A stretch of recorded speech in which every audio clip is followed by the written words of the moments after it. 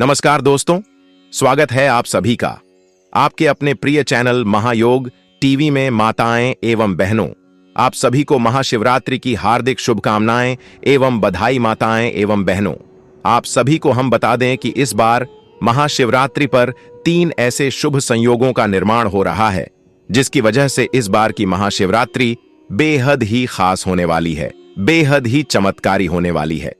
भक्तों, इस वीडियो में हम आपको 3 ऐसे कार्य बताएंगे जो आपको जरूर कर लेना है। यानी कि शिवरात्रि से पहले घर एक चीज जरूर ले आना है और उसे चीज को शिवरात्रि के दिन एक छोटा सा आपको कार्य कर लेना है। बस अगर आपने इतना कर लिया तो मन कर चलिए, स्वयं महादेव आपकी हर मनोकामना इच्छा पूरी कर देंगे। माता पार्वती का आपको ऐसा असीम आशीर्वाद प्राप्त होगा जिसकी आपने कल्पना भी नहीं की होगी। भक्तों, अगर आप भगवान शिव को मानती हैं तो अभी इस वीडियो को लाइक कर दीजिए, जिससे कि महादेव की कृपा आप पर और आपके पूरे परिवार पर हमेशा ही बनी रहे। और कमेंट बॉक्स में जरूर लिखें हर हर महादेव, जय माता पार्वती, और कमेंट बॉक्स में आप अपनी राशि भी डाल दी, क्योंकि हम राशि से जोड़ा उपाय भी बताते हैं। यदि शिवरात्रि के दिन आपकी राशि से रिलेटेड कोई ऐसा उपाय होगा तो हम आपके कमेंट के रिप्लाई में बता देंगे, इसलिए अपनी राशि कमेंट बॉक्स में जरूर डाल दे। भक्तों, हम सभी जानकारी बारी बारी से बताते हुए चलेंगे। चलिए जान लेती हैं महाशिवरात्रि। जय भगवान शिव, जय माता पार्वती। भक्तों को महाशिवरात्रि 2025 की ढेर सारी शुभकामनाएं। आज हम बात करेंगे कि महाशिवरात्रि का जो त्योहार है वह इस साल कब मनाया जाएगा, 26 फरवरी या फिर 27 फरवरी। व्रत की विधि क्या होनी चाहिए, कैसे व्रत आपको करना चाहिए, व्रत के नियम क्या है, सामान्य से सामान्य व्यक्ति कैसे व्रत करें, व्रत का नियम क्या रहेगा। कोई भी व्रत जो है नियम से किया जाता है तभी उसका पुण्य फल प्राप्त होता है। और सबसे महत्वपूर्ण जानकारी, इस दिन भद्रा का साया बताया जा रहा है। समय क्या रहेगा और वह भाद्रा कितनी लागू होगी, भद्रा का वास कहाँ है, क्या प्रभाव रहेगा, इस पूजा पाठ पर क्या आपको करना है, इस दिन क्या आपको नहीं करना है, संपूर्ण जानकारी हम आपको प्रदान करेंगे। भक्तों, जिस दिन का इंतजार सभी हिंदू भाइयों को रहता है वह दिन अब आ गया है। हमारे द्वारा बताई हुई सभी जानकारी पुराने द्वारा आधारित और ज्योतिष शास्त्र पर आधारित होती है और आपको महाशिवरात्रि से संबंधित सभी प्रकार की जानकारी बिल्कुल सटीक तरीके से बताई जाएगी। इसके लिए भक्तों आपको वीडियो को पूरा ही देखना होगा। बहुत ही ज्ञानवर्धक वीडियो है। नया योग टीवी को जरूर ही सब्सक्राइब कर लीजिए, क्योंकि यह एक ऐसा यूट्यूब चैनल है जो आपको सही जानकारियां प्रदान करने के लिए ही ज्योतिष संस्थान ने बनाया है, जिससे कि सनातन धर्म का सही रूप से प्रचार प्रसार हो सके। इसलिए आप हमें सपोर्ट करें, जिससे कि हम सनातन धर्म को और भी अधिक ऊंचाई तक ले जा सके और सभी लोग सही नियमों के अनुसार चलकर व्रत पूजन और सही समय पर व्रत पूजन तथा भगवान की आराधना कर सके। वीडियो आरंभ करते हैं। उससे पहले निवेदन है कि कृपया अपने व्रत की सफलता के लिए महादेव का आशीर्वाद प्राप्त करने के लिए कमेंट बॉक्स में अवश्य लिखें जय शिव शंकर या ओम नमः शिवाय, हर हर महादेव। जय शिव शंभू भगवान का यह मंत्र जब भी लिखा जाता है तो उसे एक सकारात्मक ऊर्जा उत्पन्न होती है और वहां सकारात्मक ऊर्जा आपके आती है। अब बात कर लेते हैं महाशिवरात्रि की, जिसे मासिक शिवरात्रि कहते हैं। परंतु जो फागुन मास की शिवरात्रि होती है ना, वहां फागुन कृष्ण शिवरात्रि बहुत ही महत्वपूर्ण होती है। महाशिवरात्रि कहा जाता है इस वर्ष की शिवरात्रि 26 फरवरी बुधवार को मनाई जाएगी। इस दिन भगवान शंकर के सभी भक्त भगवान को जलाभिषेक करते हैं, पंचामृत से अभिषेक करते हैं और 4 पहर की पूजा भी विशेष रूप से की जाती है। इसमें भगवान शंकर के रुद्राभिषेक और वह भी 4 पहर के रुद्राभिषेक का विशेष विधान बताया गया है और विशेष फल भी बताया गया है। तो आपको सबसे पहले पूजा विधि के बारे में बताते हैं कि कैसे आपको पूजा करनी है, क्या समय रहेगा, क्या विधि रहेगी, क्या नियम रहेंगे। उसके बाद बताएंगे कि भद्रा कब से कब तक है, किस तरह से क्या प्रभाव इसके ऊपर रहने वाला है और कितना परिवर्तन आपको अपने पूजा पाठ में इस भाद्रा के कारण इस वर्ष करना पड़ेगा। शिवरात्रि वाले दिन सभी को व्रत करना चाहिए। जो व्रत करते हैं ना, वह इस व्रत को शयन काल को ही खोल सकते हैं। इसमें खाने पीने में कोई मनाही नहीं होती है। इसका व्रत दोनों ही प्रकार से किया जाता है।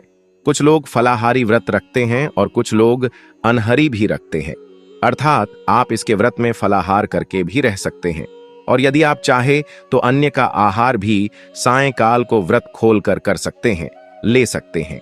यह जो व्रत है यह मीठे भोग से भी खोला जाता है।